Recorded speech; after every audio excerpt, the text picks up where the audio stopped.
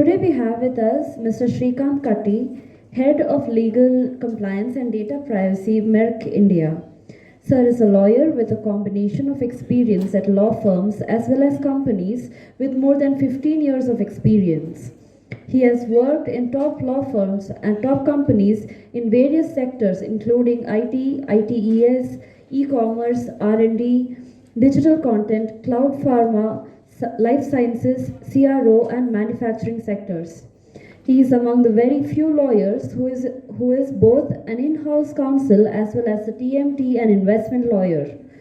He is also among the few lawyers who has had the experience of working with major Asian countries like Japan, Korea, and China.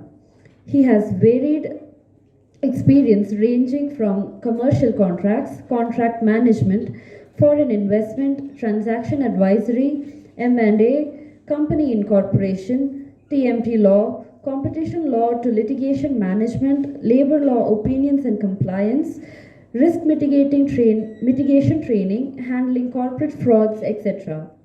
He has set up the legal department of a company and has successfully carried out the managerial functions as well. I would now like to invite Sir to deliver his address on human rights and digital technology, challenges and issues, and provide his comments on the papers presented.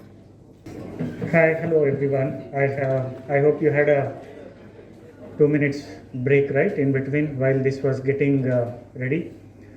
Okay, so I will not take much time. I think initially I was given around 20 minutes, but I will try to conclude it well before that.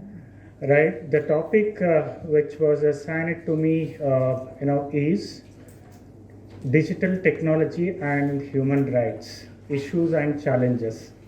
Being a technology lawyer since couple of years, I thought it is a good opportunity for me to share my experiences in this area.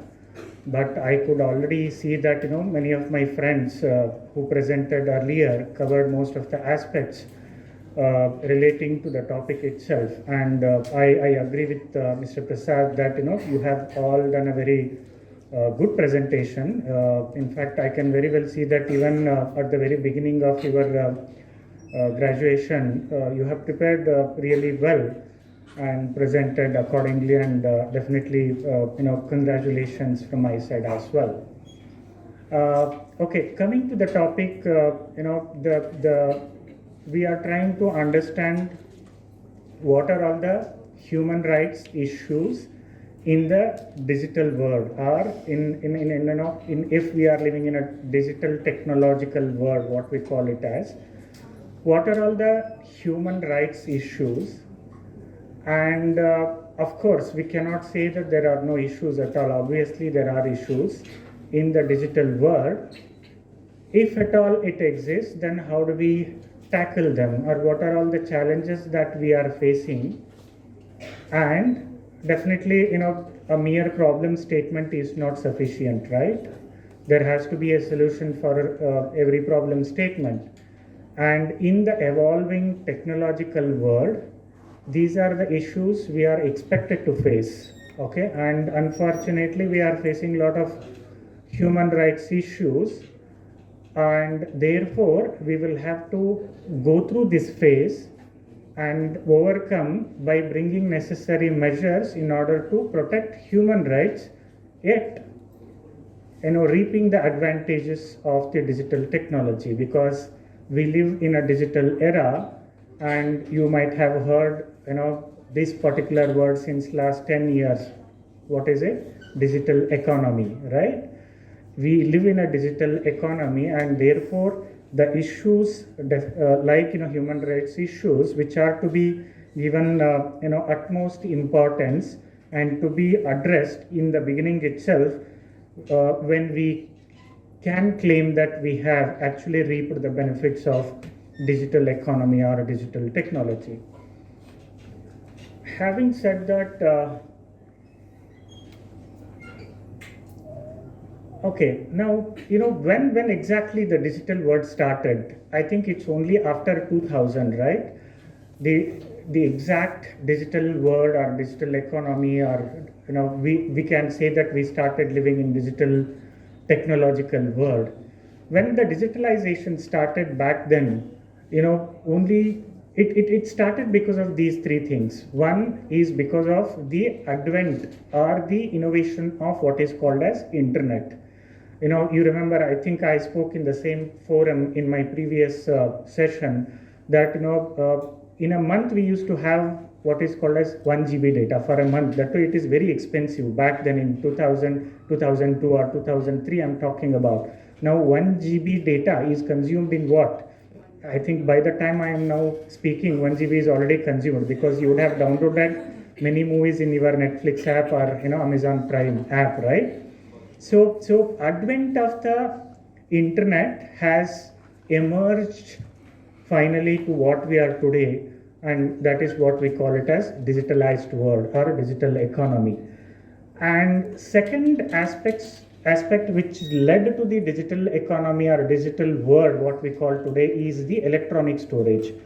The moment we started having access to the internet, more and more data, we started saving the data electronically. I am sure Mr. Prasad could imagine how he dealt with a lot of data in his service way back in 80s, 90s. But today it is a much easier and convenient way to not only to store the data but also handle the data, right? So when we started storing the data electronically, that is when we started moving towards digitalized world.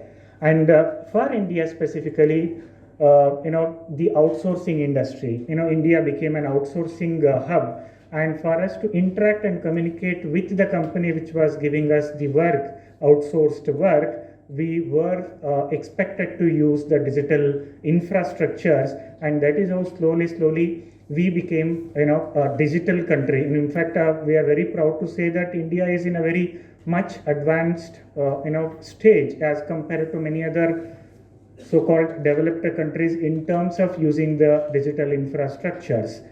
Now we have reached this particular stage which has its own advantages, right?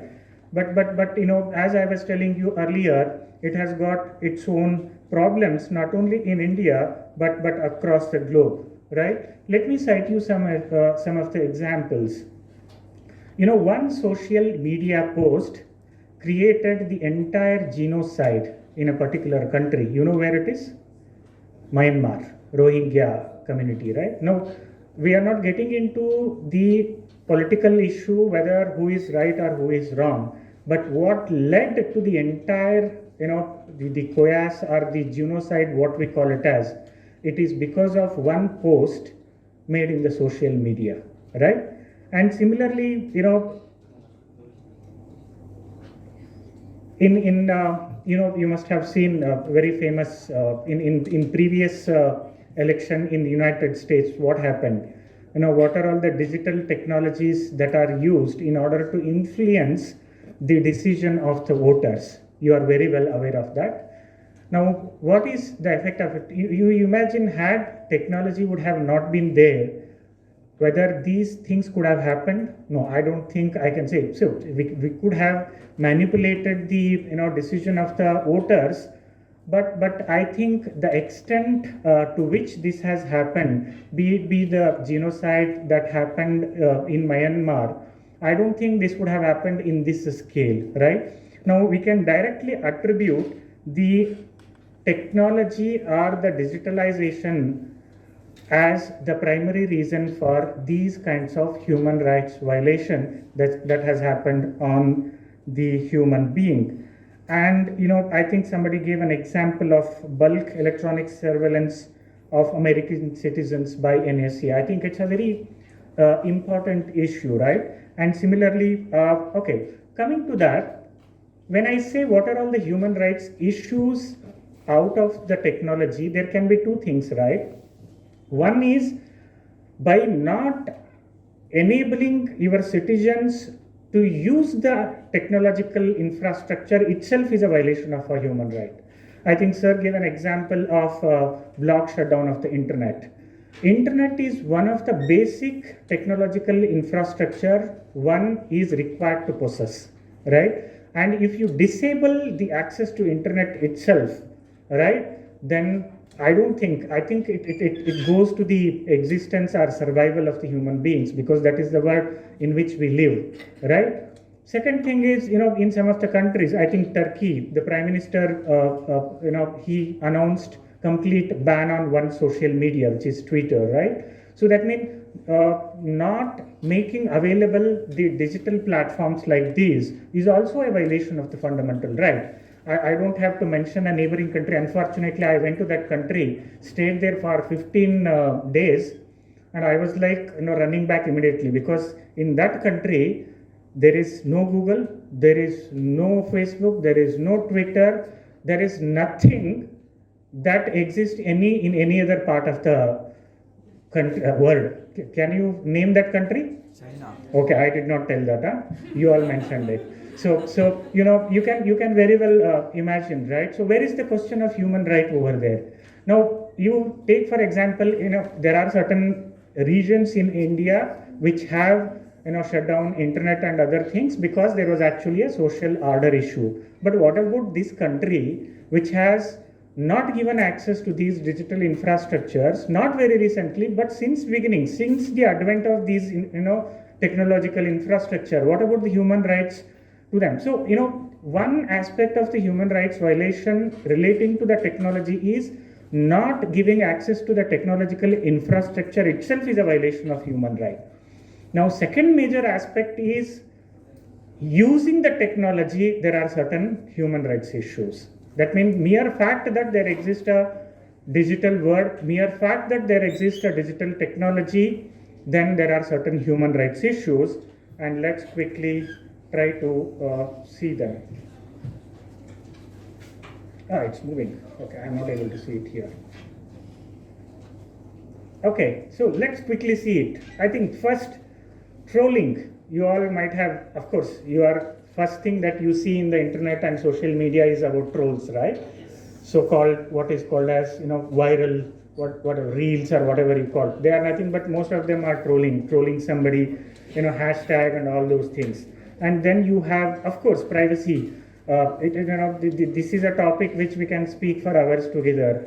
How privacy impacts every one of us in the digital world, right? But I think some of my friends have already spoken extensively on that. And therefore, one of the major human rights violation that happens in a digital world is the privacy. In fact, I came from a long distance. It took for about 1 hour 15 minutes, and I passed Brigade Road and all that. The moment I passed Brigade Road, a pop-up came to me saying that some of the best restaurants that you can explore in Brigade Road. I said, I'm going in my car, and who is getting to know that, that means, so to that extent, my privacy is gone. That means the entire world knows that I am crossing Brigade Road, right? Of course, I'm not a celebrity, to claim that everybody knows about me, but it goes to the core of the human rights, which is right to privacy, right? Forget about you are in the internet world. Think that you don't have a privacy. Otherwise, if you want to have a privacy, you should switch off everything. You should live in a forest. Otherwise, it doesn't work. Right? Then hate speech. I think Sir spoke about hate speech.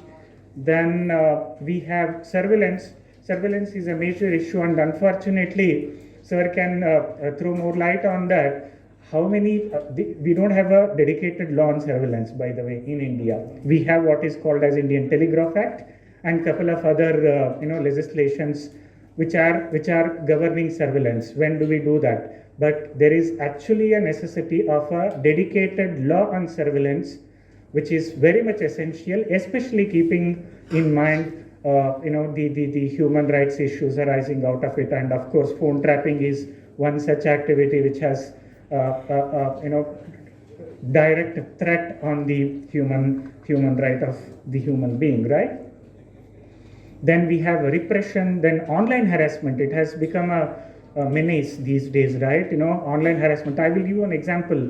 Yesterday I dealt with this case. We had a distributor. My company is in a pharmaceutical industry, and we had a distributor, and we terminated his distributorship in accordance with the agreement for some quality issues, performance issues, and all that. The moment we did that, he started sending WhatsApp messages to our managing director at 10 o'clock in the night, 12 o'clock in the night, right? And he started giving calls at 12 o'clock, writing too many abusive messages and all that. This is nothing but what? Had these things were not there, what he would have done? The termination of a distribution agreement is in the nature of a civil nature. It's a civil, it arises to a civil remedy to him. Okay, what he did, in order to get some sort of a remedy out of it, he started harassing our managing director, right? Then we had to finally approach the police, giving a complaint and to seek necessary justice out of it, and it is in the process. So online harassment is becoming rampant because of these technological infrastructures. Censorship, of course, is one such thing, and there is something called OTT. Who doesn't know OTT here, right? Everybody knows about OTT. OTT is not at all regulated in India as of today, as I speak today, right? What are governed is these broadcasting contents that mean governed under Broadcasting Act, but OTTs are not governed at all, right? There are reports to say that there has to be some OTT regulation and all that. But I don't think we would have waited this long to regulate the OTT contents, and showing some inappropriate contents to the inappropriate target audience is also a violation of the human rights, right? So these are all very sensitive issues, and as of today, OTT is not regulated in India, right? Then blanket internet shutdown, we spoke about it, and blocking and filtering of what? Of services. We spoke about it, right? Internet shutdown, and not giving access to some of the services. I'm not able to use Google in a particular country. So these are some of the human rights issues, and you can ascertain, or you can tag each of the human rights to each of these activities. There is a threat to the freedom of expression, there is a threat to the life, there is a threat to the privacy. There are so many things, right? Not just one right which is under threat here, but so many rights relating to the human beings are under threat because of this. Now, what are all the various platforms which we use which may pose threat to the human being? Name a platform which does not involve a scenario of a human rights violation. Starting from e-commerce to web and social media, smart electronics. I don't know, I'm literally scared, but I'm supposed to use 2 mobile phones because one is for my personal reasons, one is for my official reasons. But these 2 are the most dangerous instruments that I am carrying, which are going against the my fundamental rights are human rights actually. Security camera. You tell me a place where there is no security camera here, right? I think it may be there in my mobile also. You don't know actually, right? Hospitality and travel, employment, banking and finance, e-governance, healthcare, educational institutions. Do you think that there is no issue? Because of some reasons, there has to be some measures to be adopted which will again hamper the individual rights, right? Telecom services. So that there is no service or a platform or human activity that is left out of the internet world or a digital technology world, and there has to be and therefore there is a violation of human right? Okay, now having said that, how do I tackle this? Okay, can you help me with this?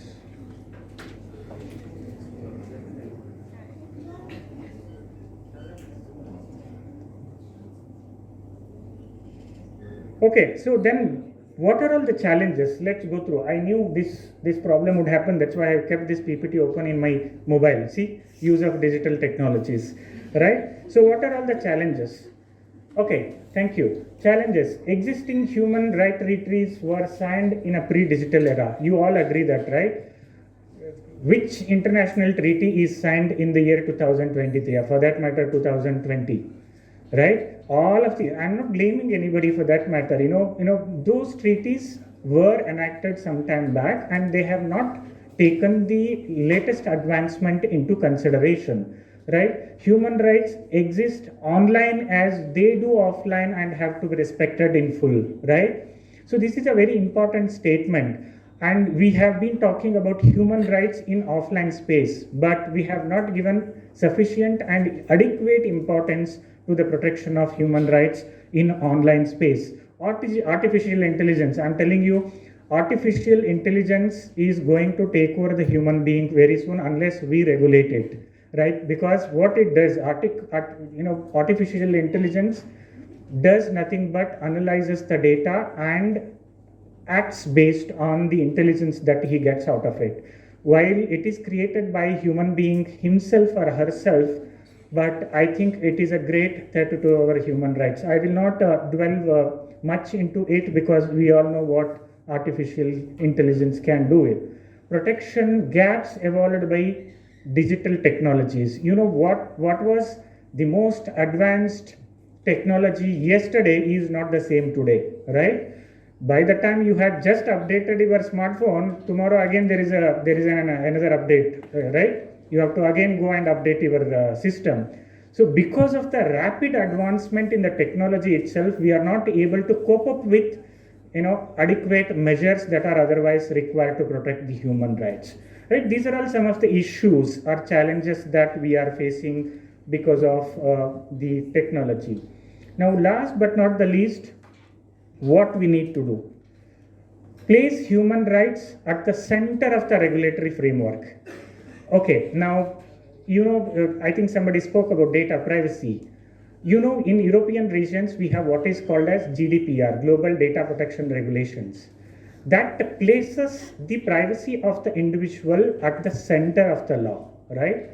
Now, but there are some challenges here. If we keep privacy as the core of our law, we have to compromise with other objectives of the law. For example, if you see the Indian privacy law, which is passed, the objective statement or the preamble of the data privacy law says that it would like to achieve two things. It would like to protect the privacy of the individual at the same time promoting the digital economy. These are the two words that are used in the preamble of the new act. That means you will have to balance between protecting the privacy or the human rights of the individuals, at the same time ensuring that the other interests of the country are also protected, be it by the economic interest or other interests. And when do we give importance? Which one will weigh more than the other? It depends upon the situation of country. There cannot be a universal rule for this balance of convenience. India being still developing country, it would like to first promote the digital economy and then try to uphold their privacy individuals at a later point in time. But most of the European countries are already developed countries where they would like to give more importance to the privacy of the individual, while at the same time ensuring that the economy is developed. So therefore, we will have to play between the economic development because of the technology, because without technology, there cannot be a sustainable or there cannot be a development to the required extent. We have to use the technology, but at the same time ensure that we balance that with the protection of human rights. Human rights protection as a national security priority. I think this is something which we need to consider. And then the UN Secretary General in 2018 said, machines with power and discretion to take lives without human involvement are politically unacceptable, morally repugnant, and should be prohibited by international law. Right? So machines, that means whatever the technological infrastructure with a discretion to take lives. Okay? Any technological infrastructure or any digital advancement which has the ability to go to the roots of the human being itself. That means it has the ability to take the life of the individual. It is totally unacceptable, whether it is politically or morally, and therefore it is recommended that it should be prohibited by law. And this has to happen not only at international level but also at country level. Whether the international courts or national courts or tribunals should reinterpret, because I'm telling you, we are all deciding cases based on the precedents, right? We refer to the cases of 1970, 80, 90. where there was no technology at all. Technological advancement was not there. Interpreting our decisions now based on the precedents where there was no technology at all may not be the apt thing to do, and therefore there is a necessity to reinterpret the cases based or considering the latest technological advancement, so that we can very well protect the human rights. I think that's about I wanted to convey in this particular session. Let me know if you want to ask anything, otherwise I'm happy to go back to my seat. Thank you so much.